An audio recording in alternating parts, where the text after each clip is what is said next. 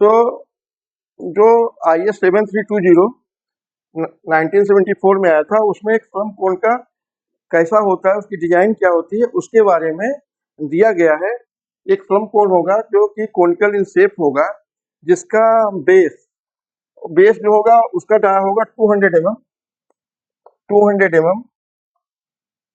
Plus minus 2 mm, जो dia eight base होगा। जो डाया एट टॉप होगा that will be 100 mm plus minus 2 mm, 100 mm plus minus 2 mm, और जो height of cone होगा that will be 300 mm plus minus 2 mm. This will be 300 mm plus minus 2 mm.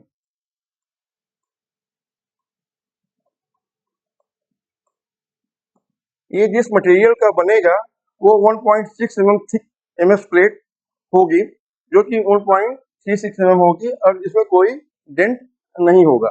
इसके साथ एक tamping rod होता है जिसका dia 16 mm plus minus 1 mm होता है, 16 mm प्लस माइनस 1 mm, और इसकी जो लेंथ होती है दैट इज 600 mm। इसको 1 मीटर तक इंक्रीज किया जा सकता है by having the plastic coupling etcetera. तो इसको 1 मीटर तक एक्सटेंड किया जा सकता है। इसके अलावा we need scoop, funnel for measuring the slump, एक टेप होना चाहिए एक्यूरेट, और ब्रश होना चाहिए कंक्रीट का जो स्पिल ओवर हो उसको सफाई करने के लिए। तो इसका जो स्पेसिफिकेशन दिया हुआ है ये कैसा होना चाहिए 7320 1974 के अंतर्गत दिया गया है, और 1199 में भी है, बट मैन्युफैक्चरिंग के लिए जो यूज करते हैं उसको 7320 है उसको, उस कोड को यूज किया जाता है कि जब इसको हम बनाते हैं। फिर इसका जो प्रोसीजर ऑफ टेस्ट है, जब हम किसी भी कंक्रीट का स्लम मेजर करते हैं, हम लेबोरेटरी में किए रहते हैं, एंड जब हम मैन्युफैक्चरिंग के बाद में, प्लेसमेंट के बाद में करते हैं, तो यदि वो सेम आ रहा है या नियर बाई आ रहा है, तो हम ये कह सकते हैं कि जो कंक्रीट ट्रांसपोर्ट होके आई है during the placement, it is retaining इस जो उसका करेक्टरिस्टिक है at the time of manufacturing, और जो लैब में है ये सेम है, hence it will produce the same strength. यदि इसमें फर्क है तो क्या कहते हैं, देयर विल बी सर्टेनली कुछ डिस्क्रिपेंसी होगी, वो श्रम टेस्ट से पता लग जाता है। ये बहुत ही बढ़िया टेस्ट है जो फील्ड में it is left to the general labourers, वो बहुत गलत है। इंजीनियर के लिए बहुत अच्छा टूल है जिससे वो पता कर सकता है कि जो कंक्रीट वो स्ट्रक्चर में प्लेस करने जा रहा है वो कितनी अच्छी है, कितनी वर्केबल है, और वो क्या उसको सेटिस्फाई करती है, मिस डिजाइन को सेटिस्फाई करती है। एक सिंपल टेस्ट से इसको पता लगाया जा सकता है। तो इसमें क्या करते हैं कि हम श्रम कोण लेते हैं, उसको पहले 1/3 थोड़ा ज़्यादा लेंगे, 1/3 इसको 25 बार टैंपिंग करते हैं, स्पाइरल टैंपिंग करेंगे ताकि हर जगह बराबर मिक्स हो जाए। फिर सेकेंड लेयर भरते हैं, और फुट का position we can see, foot का पोजीशन बेस प्लेट पे है, so that it should not disturb. Foot का पोजीशन बहुत ही इंपॉर्टेंट है। सेकेंड में हम लोग सेकेंड लेयर भर दे रहे हैं। उस सेकेंड लेयर में जब हम टैंपिंग कर रहे हो तो जो टैंपिंग रॉड हो should go to the first layer also, so that उसके अंदर जो भी एयर हो ज्वाइंट पे वो एयर वगैरह निकल जाए। फिर थर्ड में हम लोग उसको थोड़ा सा ज़्यादा भर के फिर 25 टाइम्स सिमिलर वे में टैंपिंग करते हैं। तो फिर जो एक्सेस कंक्रीट है रोल ऑफ करके, कटिंग करके उसको निकाल देते हैं, और फिर उसको हम लोग vertically, it should be vertically lift, और ये जो लिफ्टिंग है that should be completed with in 5 plus minus 2 second में, मतलब कि 3 सेकेंड से 7 सेकेंड के बीच में वो लिफ्टिंग, वर्टिकल लिफ्टिंग कंप्लीट हो जानी चाहिए। और ये टोटल प्रोसेस जो है 180 सेकेंड में कंप्लीट हो जाना चाहिए। जो टोटल प्रोसेस ऑफ स्लम्प है यहाँ से लेकर के मतलब स्टेप 5 तक, that should be completed in 180 second. और we can say total process में स्लम्प मेजरमेंट भी ले लें, क्योंकि हो सकता है समय के साथ में स्लम्प नीचे बैठता जाए। तो we should try to complete all the process within 180 second. और इसके बाद स्लम्प का मेजर करते हैं, इन्वर्टेड कर देते हैं कोण को, और जो हमारी टैंपिंग रॉड उसको रख करके with the tape we can measure the slump. और कहीं कहीं जो मैन्युफैक्चरर है वो ऑलरेडी एक स्केल प्रोवाइड करते हैं, वहां से किया जा सकता है। Method could be anything, but जो स्लम्प्ड कंक्रीट है, इसे स्लम्प्ड कंक्रीट, जो धसी हुई कंक्रीट है, जो कंक्रीट नीचे चली गई है, उसका टॉप से मेजर करते हैं।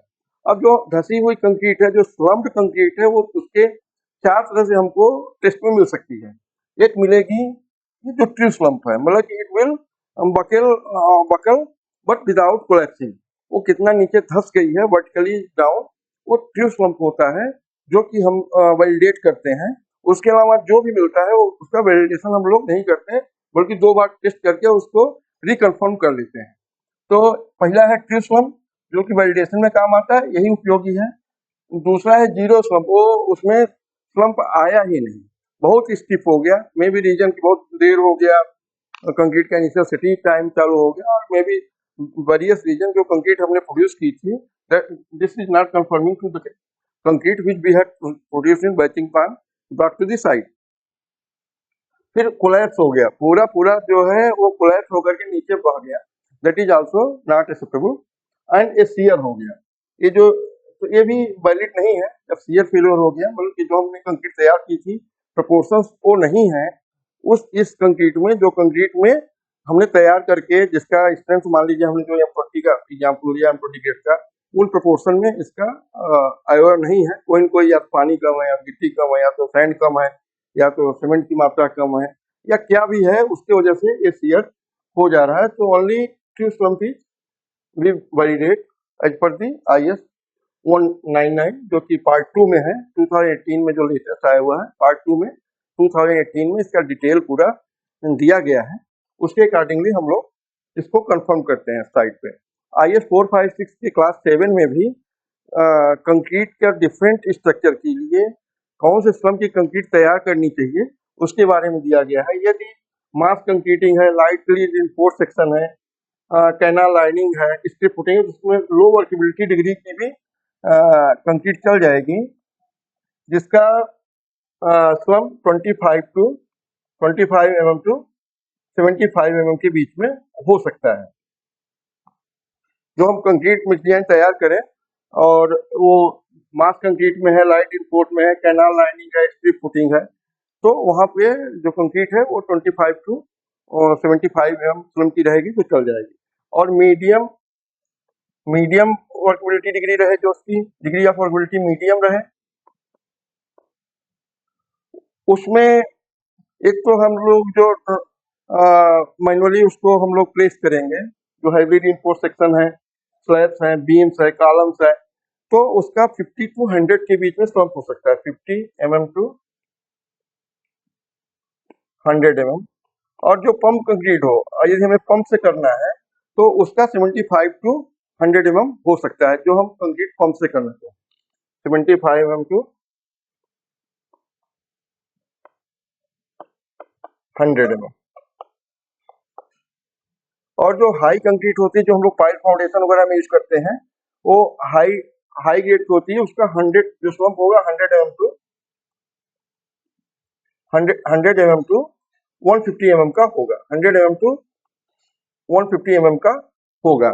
और जो हाई हाई के लिए उसकी डिग्री ऑफ वर्केबिलिटी हाई होगी, जिसकी उसका जो स्लम्प होगा 100 टू 150 mm का हो सकता है। और जो स्लम्प का हम मेजरमेंट करते हैं 10 mm से लेके 210 mm तक का हम लोग मेजर कर सकते हैं, उससे ज्यादा का मेजरमेंट नहीं हो पाता है। तो with this how to measure the workability of concrete with very simple method we discussed, that is slump core method. Hope this will help clear the concept of workability, measurement of workability. Thank you.